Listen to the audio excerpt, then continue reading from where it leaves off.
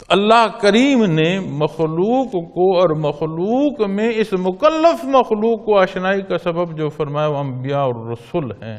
اور یہاں فرمایا ہے میرے حبیب صلی اللہ علیہ وسلم جو کچھ آپ کے پروردگار کی طرف سے ہے نازل کیا گیا ہے پہنچا دیجئے۔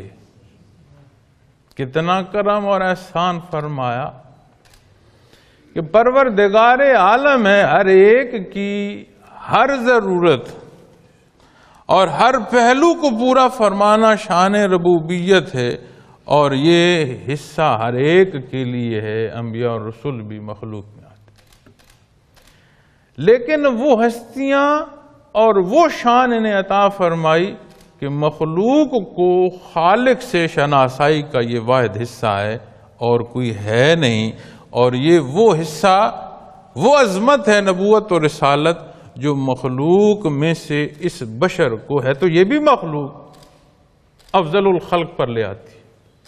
عظمت پھر اسی پہلو میں ہوگی جو اسے تمام مخلوق سے الگ کر کے ایک عظیم رستے کا مسافر بنا رہی ہے۔ جب اس منزل کو چلے گا تو یہ عظمت پائے گا، جب اس منزل سے ہٹے گا تو پھر واپس اسی طرح باقی مخلوق میں جس میں جانور ہیں یہ بھی انہیں میں شامل ہوتا جائے گا۔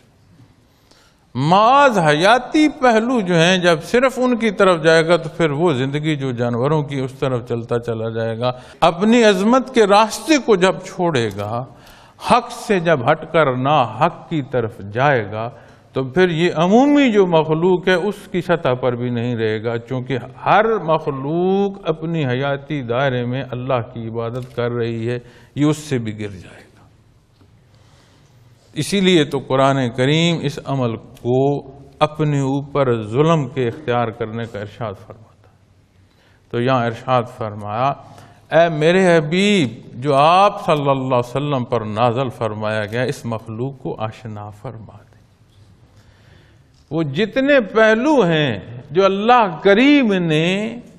پسند فرمائے ہیں، وہ جتنی حدود ہیں جہاں تک کہ اس کے اندر دسترس ہے، طاقت ہے، استطاعت ہے جاننے کی، میرے حبیب وہ سارے انہیں پہنچا دیں، چونکہ اسے پسند فرمایا مالک نے اپنے حضور سربسجود ہو کر سبحانہ ربی الاعلیٰ کے لیے۔